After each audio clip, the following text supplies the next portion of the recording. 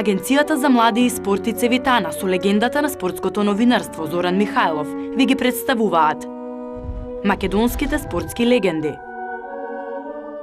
На ракометната сцена во Македонија од секогаш имало момци и девојки кои биле подготвени да се фатат во костет со предизвикот и на некој начин да придонесат за развојот на ракометниот спорт во нашата држава. За ракометот сум говорил и во минатите емисии кога гостувале ракометари за неговите почетоци, дури во една прилика откако Вардар ја освои шампионската титула и се искачи на врвот во Европа, реков овој резултат не треба да не зачуди затоа што ракометот во Македонија има традиција.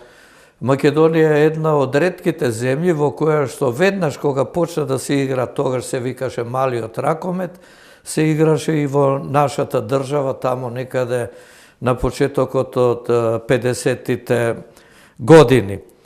И затоа не треба да чудат оние резултати што ги постигнуваат нашите ракометари на меѓународна сцена, но по осамостојувањето, интересно е тоа да се каже дека во Македонија продолжија да екзистираат клубовите кои екзистираа и во поранешна Југославија, па така немаше прекин во развојот на овој спорт кој се повеќе ја опфаќаше младината. Еден од оние ракометари кои беа во тој транзицијски, да речам, период, репрезентативци на Македонија, беше и Сречко Ѓеоргиевски. Тој уште како младо момче почна да игра ракомет во Кале. Кале беше, морам да кажам, многу популарен клуб во тоа време, па ја продолжи својата кариера во други клубови, благодарејќи на својата корпуленција, на своите игри, стигна и до првата репрезентација на Македонија, формирана веднаш по осамостојувањето на нашата држава.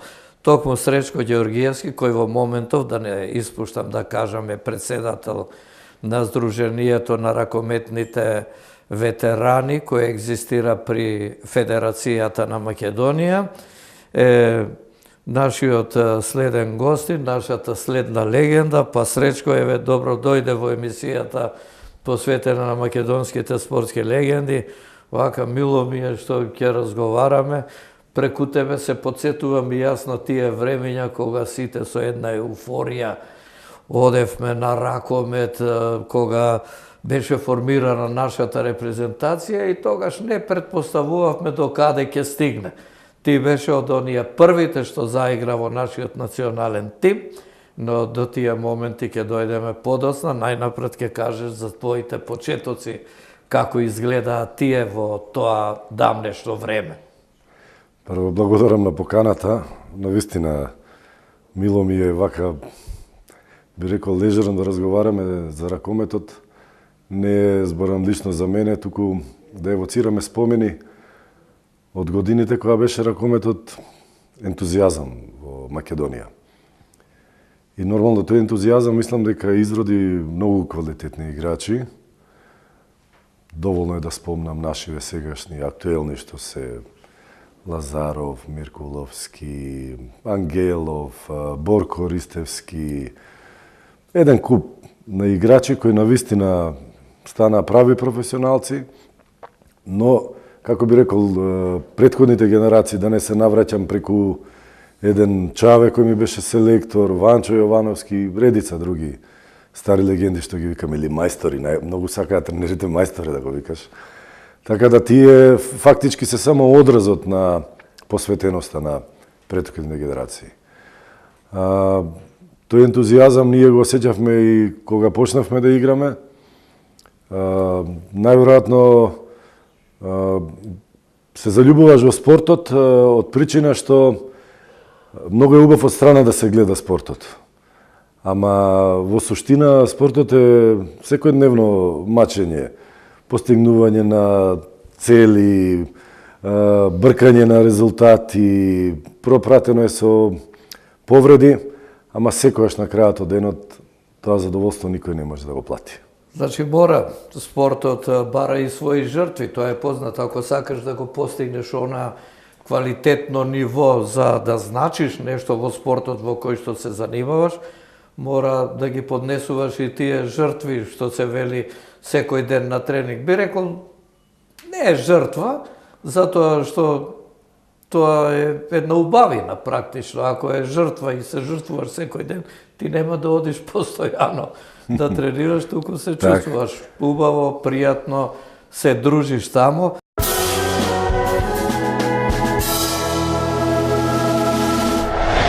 Што е интересно за тебе, ти многу млад заигра за првата екипа на Кале, уште како младине со 5-16 години, колку што можам да се сетам. Да.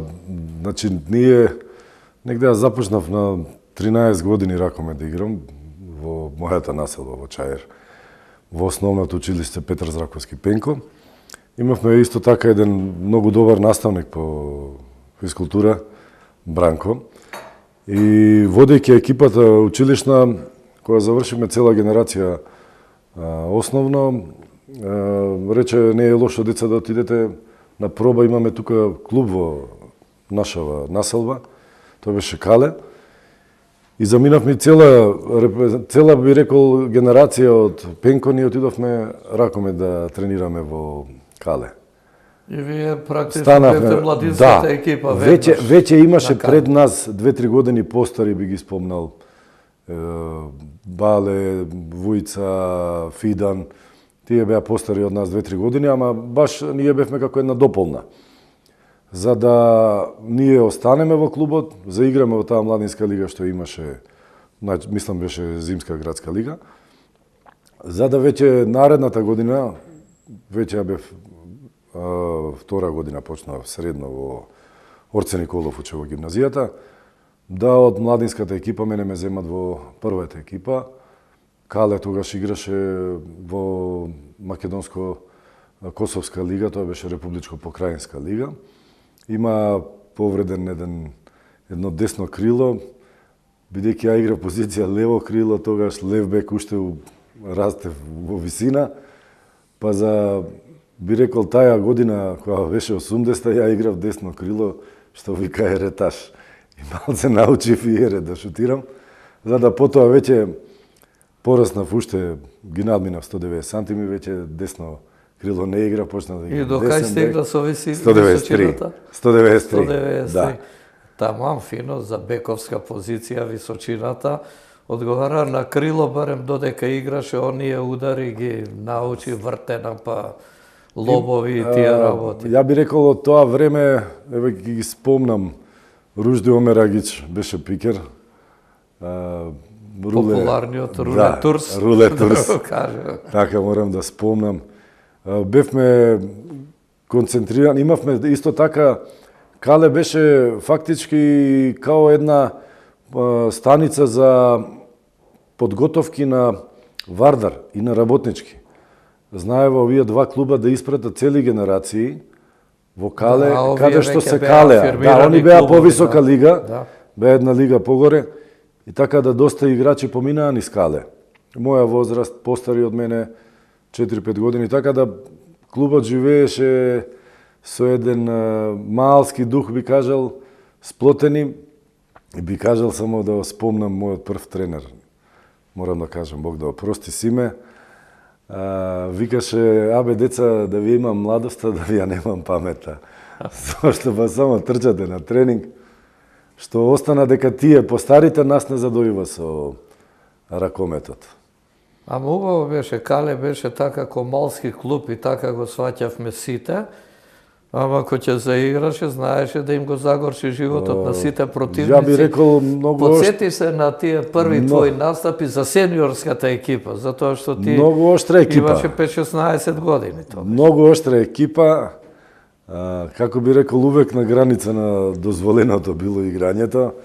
Значи гостите кои ќе дојдат мораа да бидат барем 2 класи подобри, бидејќи ако една класа со притисок од публика, со малце по оштро играње на одбраната на клубот. Побед. Да, баш така морам да кажам, мада на вистина имаше добра плејада на играчи и бевме у таа македонска Косовска лига.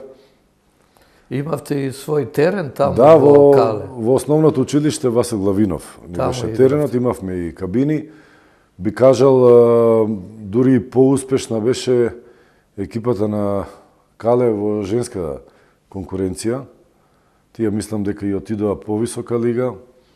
Има свој, ја би рекол, баш така, од сегашна општина, ќе ја кажам, Чаир, многу играчки. И тие играчки многу отидоа и се продадоа надворот. Скопје игра за клубови во втора Југословенска лига. Така да исто така имаше многу талентирани ракометарки од екипата. Кале беше извор и за машки, и за машки, и за женски. конкуренција. Еве и мене ме подсети сега дека имаше женска екипа Кале. И како изгледаше тогаш, еве пред 37, да не речам пред 40 години, тој спортски живот на младите, еве, се дружевте и надворот, теренот, па имаше некои пријатни доживувања, па потоа на самиот надпревар ќе се погледнете и веќе знаете што треба и како треба да се одигра. Како изгледаше еве таа младост пред толку години? Ја, значи, што е најважното од се како младинец? Многу брзо се спријателивме и екипата, општо и за другите екипи, тоа го познавам. Значи, веќе напорите ги компензиравме со шалите за време на тренинг, пред тренинг, после тренинг. Значи, веќето имаше кланови за задолжени за тие шеги. Веќето имаше кланови и тоа не беа фиксни, него често се приклонуваа према ситуацијата. Буквално кажувам дека зрењето беше емоционално покрај тоа што викам физички ојачува човек. Да. И емоционално иде многу повеќе. У просек би рекол од останатите активности во тие години, тинејџерски што би рекол. Остана пријателството и ден денес со тие, значи поминаа добри 30 и повеќе години. Нака 40, од 40, во правост. Од почетоците. И ден денес многу радо се среќаваме, евоцираме спомени и би кажал дека најголемите пријателства останаа од тоа време. Да. Па еве, спортот и затоа е убав, мислам. Луѓето, младите од тие младешки години па продолжуваат цел живот, се пријатели, другари, па во одредени ситуации се помагаат, така што има повеќе користи од спортувањето. Не е само на играње на теренот, трчање, надмудрување. Ти кажа отприлика и како изгледа тој живот, дека покрај играњето и шегите биле присутни, ама шегите беа само на тренинг, на надпревар, или и тогаш имаш? Не. Добро спомна, Зоки, се сеќавам, играв тогаш првата година за првата екипа на Кале. Нормално, не бев ја носител на игра, далеко од тоа. Имавме добри играчи, Вангел Божиновски, ќе спомнам, Слишот, Жарко, Ружди, Пајцан, ги спомнувам сега, Фрча на гол, можда Ерол ќе ги испуштам. Многу другари мои и независно што можда ја ќе играм прва постава. Ама дете бев 15 години. Тренинг ќе заврши, твоја обврска е топките ги собереш да ги донесеш. Најмладиот. А ако бидејќи имаше имаше некои стипендии, некои премии и да кажам, ако си постигнал голови, како и доаѓаш ке прашаш за мене премија, ти си мал, вика уште. Чекам малку. Ќе почекаш малку. Старите ке подел. Ама и окей е тоа, мислам дека. Учејќи се на хиерархија за делењето? Руле? Не, Борче, мислам дека во Интеримпекс работеше. Борче беше задолжен и ја тоа го прифатив баш како би кажал фаза на зрење. Ќе дојде твоето време. У суштина, ја би рекол, тој е добар тест да се види. Дали си за колективен спорт или иди играј тенис или пинг-понг. Што друго да кажеш? Немаше, Немаше љутење там, тоа не ни паѓало на памет. Тоа ми остана само повторно преку тие заеднички делење на искуства, доаѓаш исто така да знаеш кај се наоѓаш, што ти припаѓа, што не ти припаѓа.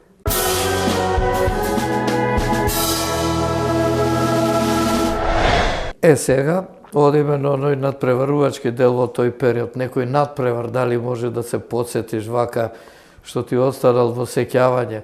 Еве, две работи. Дали некогаш, кога било густо, си бил играчот како од помладите, од помладата генерација што си го решил тој надпревар, или пак некогаш одиш на контра, а твојот гол, ако го постигнеш од таа контра, бидејќи прво крилот си играл, е решавачки дали екипата ќе победи или ќе заврши нерешено тој надпревар.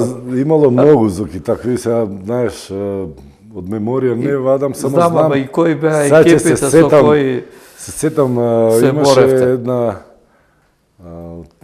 такмица на полусезона, ние 83-та Кале беше последен. Македонска лига беше, ако не се лажам. И дојде Савевски за тренер и за играч, и ни дојдоа двајца играчи од Охрид, мислам Панда и Љупчо беа, стандардни првотимци на Охрид, ама дојдоа за полусезона кај нас. И се погоди, ја играв левбек тогаш, 18 години, и отидовме на електромонтажа, отвореното игралиште, игравме Охрид. И беше посебна атмосфера, нарочито против овие двајца охриджани што дошле да играат за Кале.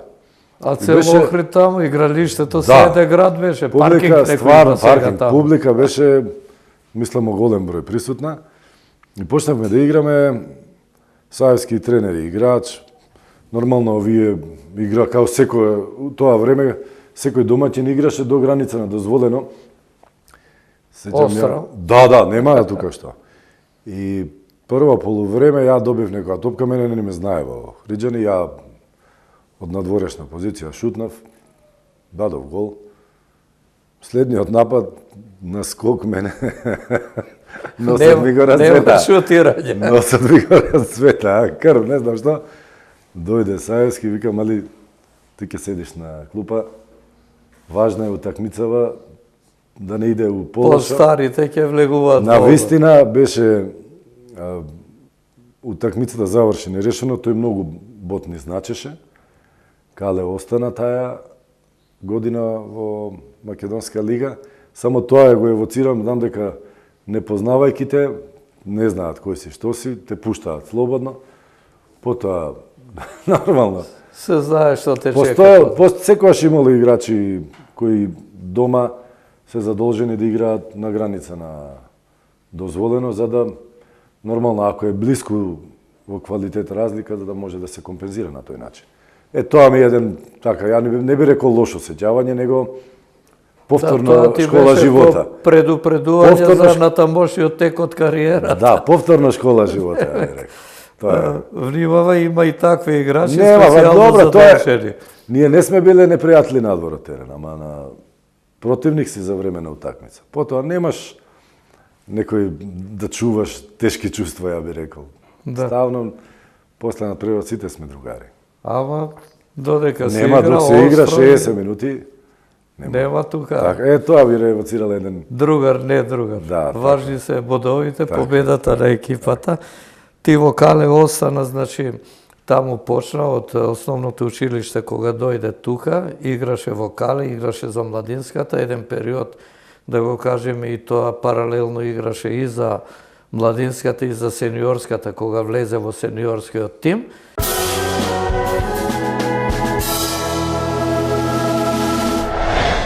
И потоа како се одвива твојата кариера, бидејќи веќе во средината се покажуваш, одскокнуваш и твоите погледи каде беа насочени? Бев јас 83-та во Ниш, исто земен за младинска репрезентација на Македонија тоа време. Боскос беше тренер на македонска репрезентација, значи тоа беше веќе 4-та година. Ја завршував гимназија. Значи, ја тогаш имав настапи, тој беше трофеј, турнир на републики и покрајини. Сите републики и покрајини учествува. Да, во Ниш се играше, памтам. Тоа беше прво мое репрезентативно искуство како младинец. Пласманот кој беше тогаш? Ние бевме, мислам, 6 или 5, не ме држите, не памтам. Тогаш плејада една се јави, нормално наш Пепи, да не зборам, од кај нас, него исто Пуц беше тогаш многу созран физички, беше стварно доста доминантен.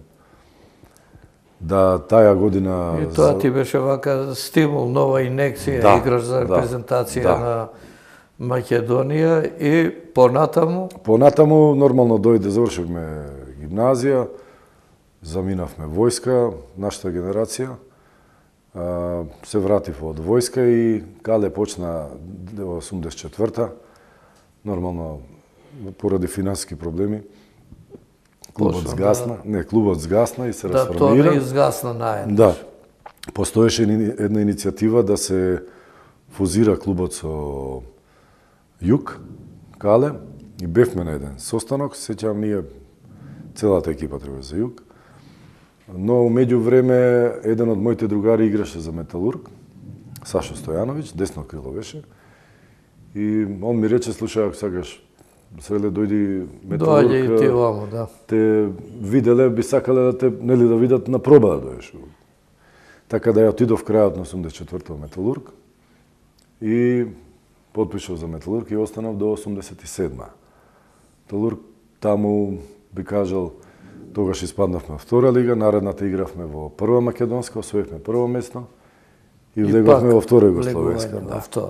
И 86-87 беше последна сезона тогаш во Металург. Од таа екипа на Металург некој ракометар за тоа што таа екипа, ја би рекол, да, хит. Таа би кажал Чокрев беше лево крило, нели беше и председател на ракометниот клуб Металург. Ристо Деловски беше од Бутел, играч кој имаше играни во Вардар. Беше во Металург, браќата Симо и Боби, близнаците од Автокоманда, би ги спомнал Андреа, Ацо, Батка, спомнал Стампи, Луке, Сашо, нормално да не го испуштам, Пумпа имаше еден голман, Диневски, сега не ми текна уште имаше, Ѓоко еден. Добро, ги нареди играчите. Сите, цела. Сега кажи ми ти, како успеете во таа конкуренција да се снајдеш и јас кога заигра стандардно? Веднаш кога преминав од Металург, добив минутажа веднаш на левбек. Почнав да играм. Ти беше највисок тогаш во Металург или имаше и повисоки од тебе? Имаше едно момче од Железара, Љупчо, тој беше 2 метра, десен бек играше. Само беше помлад и не го соблака за првата екипа. Знам дека добив ведна шанса и мислам дека оправдав доверба. Продолжив да играм, имаше, нели, делевме минутажа со уште некои кои беа на таа позиција центар, левбек. За нормално освоивме прво место во Македонска лига, влеговме во втора југословенска. Тогаш ни дојде и Горан Лозановски од Вардар, дојде и Деловски нормално да игра лево крило. Диневски дојде голманот и заборив Цане, пивотот Бог да опрости, после ни беше и тренер. Така да една екипа која беше исто така налик на Кале. Една жустра екипа, Автокоманда беше, мислам, дека најврелиот терен што постоеше за мене во Македонија. Ке кажам една работа што клубот, борејќи се Металург за опстанок, направија еден фалсификат да ја нема право да играм, ама играв под легитимација на Љупчо, на овој Љупчо што рекол двометрашот. И памтам играв против Партизан Белград, не ме знаела. А делегатор што ги зема книжките, не гледа дали личиш на него или не. И се сеќавам, ги добивме Партизан Белград во Скопје, Металург. Јас некои 6-7 гола дадов. На вистина беше под името на другиот. Потоа отидовме во Титоград, игравме со Ловчен, Цетиње, исто таму играв под друга легитимација. Исто таму имавме напад за нерешено, не успеавме гол да дадеме. Тој бот можда и ќе не оставеше во лига. После игравме во Митровица со Трепча, исто така една утакмица со многу голови, таму, не знам, 10-12 гола постигна таа утакмица, не знаеки го кој е дете во многу луѓе, другче ме третира, нека не ме знаева кој е. Доста изненадувања, така да тие ми беа огнени крштевки, би рекол, за Металург и тоа ми овозможи да имам добра минутажа. Но Металург не ме пуштаа во одбрана да играм, бидејќи не знаев тогаш, реално да кажам, не бев способен за одбрана да издржам. Дуели само напад играв. Заигра по твое име после во Металург? Одма до 85-та, од септември заиграв нормално. Се сеќавам, игравме ние, ги добивме Партизани и некој од публика отиде да им каже на Партизани, на судиите дека на делегатот, тој памтам дека ја мене торбата ми ја спакува тој кабинер што беше. И од сала автокоманда идовме на отвореното игралиште кај Панче Арсовски, таму се преоблеков, само да ме трнат да не ме бараат по легитимацијата. Мора да кажам ситуација. Добро, барем ричевте или... Па, од кај да знам, не би знал што да кажам. Млади, исти. Важно беше све да се проба. Добро и тоа. Би спомнал, значи, Бог да опрости Коле Богдановски, тој беше алфа и омега во Металург тоа време. Технико го викавме. А поранешен играч беше играч. Поранешен. А знаеш ли каде заигра Коле Богдановски? Не. Во Трговски имаше еден клуб ракометен, Трговски. Таму игра заедно со Књазев. Уште една анегдота имам. Доке играв јас ракомет, од 4-та година веќе почнав да играм кошарка и за центар екипата за младинска. Паралелно играв до 90-та година. Кошарка ја, со ракометот, со тоа што кога се вратив од војска, за центар продолжив да играм за прва екипа. Кошарка центар играв. Во центар екипата. Тоа не знаев како кошаркар, не сум тегнал. Тоа Македонска лига игравме и знам 90-та година веќе почнам нападот кога бев во Вардар, почнаа поинтензивни тренинзи и морав да прекинам со кошарка. И сега во Металург многу ги сакав, ја играв со едни патики топ 10. Многу ми беа добри, тие беа кошаркарите ги носеа. И на Коле, Бог да опрости, ми викам, Коле, какви патики сакаш ти? Викам, топ 10. Од кај ќе ти најдам сега нешто? Не викам, ако не, ќе играм со овие стари, бе. Едно време ме вика кај колата, дојде видиш. Отишол го нашол. Књазев, нашол преку Књазев топ 10 ки ми даде. И ден денес не скината патика ми стои на викендица топ 10. Од 86-та година. Зоки? Популарна патика беше тоа. Топ 10. А не се кине. Неверојатна. Значи, таа ни била патика омилена.